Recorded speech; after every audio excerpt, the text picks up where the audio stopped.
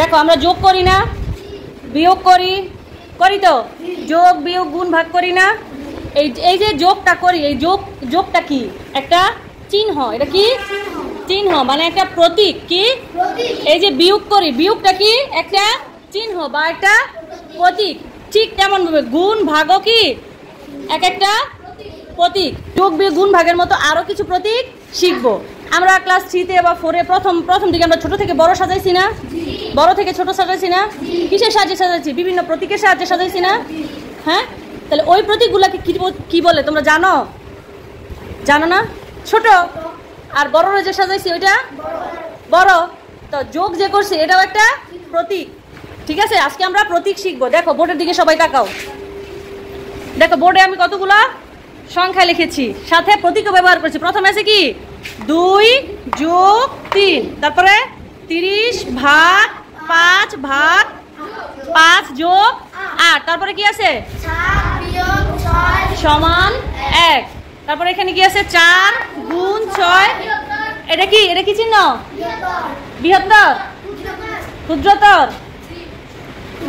আচ্ছা বৃহত্তর না ক্ষুদ্রতর সেটা আমরা পরে জানবো, কিন্তু একটা প্রতীক আছে।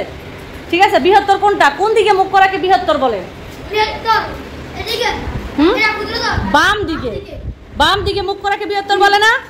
বাম দিকে, যেটা বাম দিকে কুমিরের মুখের মতো আমরা পড়েছিলাম মনে হয়, আগে পড়েছি না? কুমিরের মুখ যেদিকে যাবে সেটা কি বড়, আর পেটের ভিতরে যে লেজার দিকে যেগুলো যাবে ওইটা ছোট চিহ্ন। তাহলে এটা কি বাম দিকে আছে না? তাহলে এটা কিসের চিহ্ন? বড়। তারপর কি দেওয়া আছে 35, এটা কি জানো? এটা কি বৃহত্তর নয়। 35 ভাগ 5 বৃহত্তর নয়, 2 গুণ 3। ঠিক এরকম ভাবে এখানেও আছে। দেখো 8 গুণ 7 সমানের মাঝখানে একটা দাগ দেওয়া আছে, তার মানে কি সমান 9। তারপরে 9 গুণ 6 45। এখন এই যে সংখ্যাগুলো, প্রত্যেকটা সংখ্যার মাঝখানে এক একটা প্রতীক দেওয়া আছে। প্রতীক দিয়ে কি বোঝানো হয়েছে? কিছু সংখ্যা যোগ করতে হবে, কিছু গুণ করতে হবে, কিছু ভাগ করতে হবে, আবার কিছু সংখ্যা ছোট, কিছু বড়, আবার কিছু সমান, আবার কিছু সমান নয়, বড় নয়, ছোট নয়। এই যে এই চিহ্নগুলো, এগুলোকে বলে কি জানো? গাণিতিক প্রতীক। কি বলে? গাণিতিক প্রতীক। এগুলোকে কি বলে? গাণিতিক প্রতীক বলে। এখন দেখো এই যে গাণিতিক প্রতীকের মধ্যেও আবার 3টা ভাগ আছে। কয়টা ভাগ আছে? 3টা। একটা হচ্ছে সংখ্যা প্রতীক। প্রথমটা কি? সংখ্যা প্রতীক। প্রথমটা কি? সংখ্যা প্রতীক। এখন সংখ্যা প্রতীক কোনগুলা?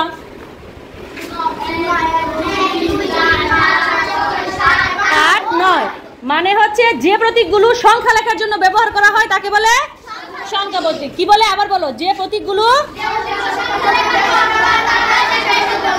হ্যাঁ আবার বলো। যে প্রতীক, সবাই আবার আমার সাথে সাথে বলো। যে প্রতীকগুলো সংখ্যা লেখার জন্য ব্যবহার করা হয় তাকে সংখ্যা প্রতীক বলে। সেগুলোকে সংখ্যা প্রতীক বলে। যে প্রতীকগুলো সংখ্যা লেখার জন্য ব্যবহার করা হয় সেগুলোকে সংখ্যা প্রতীক বলে। এবার কেউ বলতে পারবা? কে বলতে পারবা? হাত তোলো দেখি। আচ্ছা তরিকুল বলো। যে প্রতীকগুলো সংখ্যা লেখার জন্য ব্যবহার করা হয় সেগুলোকে বলা হয় সংখ্যা প্রতীক। এবার মেয়েদের মধ্যে বলো। কে বলবা? উমানি বলো।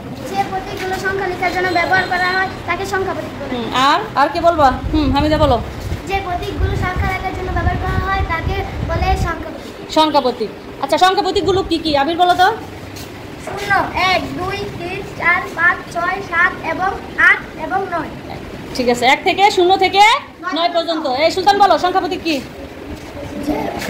যে প্রতীকগুলো সংখ্যা দিয়ে সংখ্যা লেখার জন্য ব্যবহার করা হয় তাকে সংখ্যা প্রতীক বলে। তাহলে সংখ্যা প্রতীকগুলো কি আমরা সবাই চিনতে পারবো? পারবো না? এবার চট করে খাতার মধ্যে লিখে বলো সংখ্যা প্রতীক কাকে বলে। এই যে বোর্ডে যে আমরা লিখলাম এখানে কি সংখ্যা প্রতীক আছে? হ্যাঁ, তাহলে সংখ্যার সাথে উদাহরণ হিসাবে এইখানকার সংখ্যা প্রতীকগুলো তোমরা খাতায় লিখবা। বুঝতে পারছো? বুঝো নাই? সংখ্যা প্রতীক কাকে বলে? যে সংখ্যা লেখার জন্য ব্যবহার করা হয়। তাহলে এখানে কি সংখ্যা আছে? দেখো বোর্ডে আছে। এখানে সংখ্যা কি কি লামিসা বলো তো? 2, 3 জোরে বলো 2 3 5 5 8 তাহলে 5 8 এর আগে যে 30 এটা কি সংখ্যা না? 30 কি সংখ্যা না? 30 কি সংখ্যা না? হ্যাঁ, তারপরে 30 5 8 7 6 1 আচ্ছা বসো। তারপরে এই এটাকে আবিদা বলো তো আর কি কি সংখ্যা আছে? 7 সমান সমান কি সংখ্যা? বিয়োগ বিয়োগ কি সংখ্যা? তাহলে 7 হ্যাঁ। 6 1 আর 4 4 কি? 4 4 6 26 26 35 53 53 35 5 2 3 8 7 55 হুম। 9 6 45 45। তাই এই সংখ্যাগুলোই আমরা সেখানে লিখবো। সংখ্যার প্রতীক লেখা শেষ হইলে আমরা লিখবো যেমন, ঠিক আছে, যেমন লিখে এই সংখ্যাগুলো লিখবো।